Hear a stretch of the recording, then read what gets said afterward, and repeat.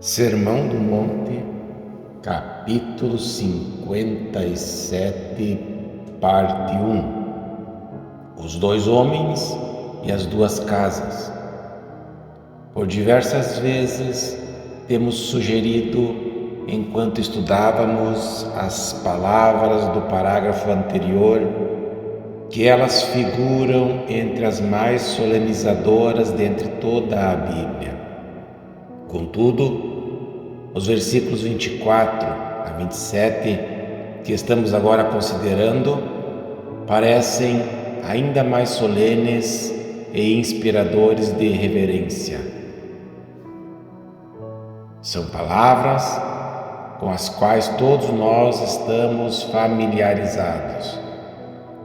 Até mesmo em dias como os nossos, quando tão generalizada a ignorância das Escrituras, a maior parte das pessoas estão familiarizadas com esse quadro. Nosso Senhor já havia terminado o seu Sermão do Monte e havia dado as suas instruções detalhadas, como também lançara fora os seus grandes princípios fundamentais e agora estava aplicando a verdade. Jesus confronta os seus seguidores com duas possibilidades. Eles devem entrar por uma dentre duas portas, ou a porta estreita ou a porta larga. Como também devem andar ou no caminho apertado ou no caminho largo. O propósito do Senhor Jesus foi o de ajudá-los a enfrentar corretamente essa escolha. Com essa finalidade, ele lhes mostrara como deviam reconhecer e evitar as sutis tentações e os perigos que invariavelmente confrontam aqueles que se encontram nessa situação. Nestes versículos, nosso Senhor continuou a abordar o mesmo tema. Observemos a conexão, portanto. Não se trata de alguma novidade. Antes, trata-se da continuidade e finalização do seu argumento anterior.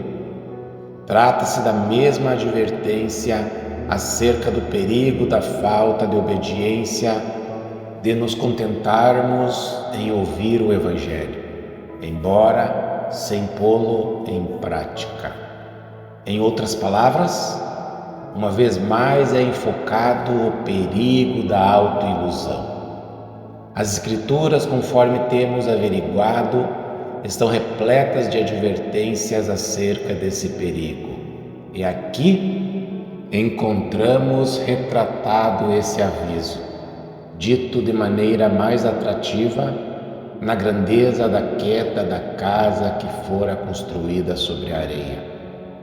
Já tínhamos visto essa advertência no caso dos hipócritas inconscientes, aqueles indivíduos que têm a certeza de que são crentes, mas que serão tristemente desiludidos no dia do julgamento final, quando o Senhor lhes disser: nunca vos conheci, apartai-vos de mim, os que praticais a iniquidade. Mateus, capítulo 7, versículo 23.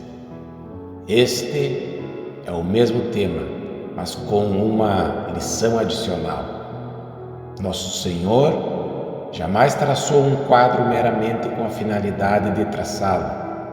Deve haver aqui algum novo aspecto de sua apresentação, um novo aspecto que ele ansiava por apresentar-nos, e esse quadro tão atrativo demonstra claramente no que consiste essa nova ênfase. A melhor maneira de abordarmos esse quadro em particular consiste em considerá-lo como o terceiro de uma série. O primeiro, dos versículos 15 a 20, a respeito dos profetas falsos, teve por desígnio advertir-nos contra o perigo de nos deixarmos iludir pelas aparências. Indivíduos afáveis aproximam-se de nós disfarçados em peles de ovelhas, mas que internamente são lobos vorazes. Quão facilmente podemos ser enganados por tais indivíduos, por sermos tão superficiais em nossos juízos. De certa feita, nosso Senhor ensinou: não julgueis segundo a aparência e, sim, pela reta justiça. João capítulo 7, versículo 24. E Jesus também disse que Deus não julga segundo as aparências, mas antes segundo o coração. Essa é a primeira advertência. Não devemos supor que, estando do lado de fora dessas duas portas, qualquer homem que venha falar conosco e que se mostre afável e gentil e que pareça ser crente, necessariamente seja um crente. Não devemos julgar as pessoas conforme as aparências, mas devemos aplicar um outro teste. Pelos seus frutos os conhecereis. Mateus capítulo 7, versículo 16. O segundo quadro revela-nos que as pessoas geralmente supõem que todo aquele que diz Senhor, Senhor, entrará no reino dos céus.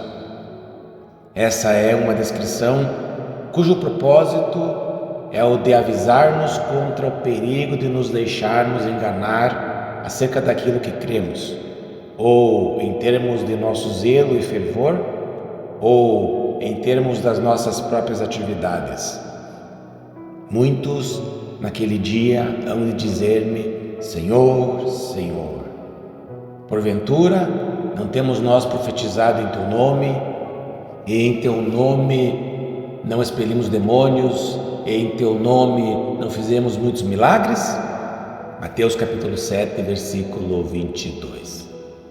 Tais indivíduos dependerão dessas realizações, mas estarão inteiramente equivocados. Jesus, o Senhor, jamais tivera qualquer vinculação com eles e jamais os conhecera. Estavam tão somente enganando-se e iludindo-se a si mesmos. Agora, examinaremos o terceiro e último desses quadros. Logo de início, a fim de concentrarmos nossa atenção, sugiro que a principal preocupação do Senhor Jesus nesse quadro foi a de advertir-nos a respeito do perigo de buscarmos e desejarmos somente os benefícios e as bênçãos da salvação, para em seguida repousarmos na aparente possessão deles. Essas palavras de Jesus foram endereçadas àqueles que são crentes professos. Elas não foram dirigidas a indivíduos que não tenham qualquer interesse pelo reino de Deus. Foram dirigidas a pessoas que estão de ouvidos atentos, que gostam de ouvir instruções referentes ao reino. Essas palavras foram obviamente endereçadas a membros de igrejas, aqueles que reivindicam o nome de cristão, que professam o discipulado cristão e que buscam os benefícios e as bênçãos da salvação. Tudo nesse quadro enfatiza essa particularidade e podemos notar uma vez mais que o seu propósito foi o de mostrar-nos a diferença entre a verdadeira e a falsa profissão do cristianismo. A diferença entre o crente e o crente somente na aparência. Entre os indivíduos realmente nascidos do alto, que são filhos de Deus, e os indivíduos que somente pensam que o são. A fim de salientar essa distinção, nosso Senhor apresentou-nos uma comparação. De fato, há uma espécie de dupla comparação nesse quadro. há 2 homens e 2 casas. Como é óbvio, por conseguinte, se tivermos de chegar à verdade espiritual que nos é ensinada nessa passagem, teremos de examinar o quadro e seus pormenores.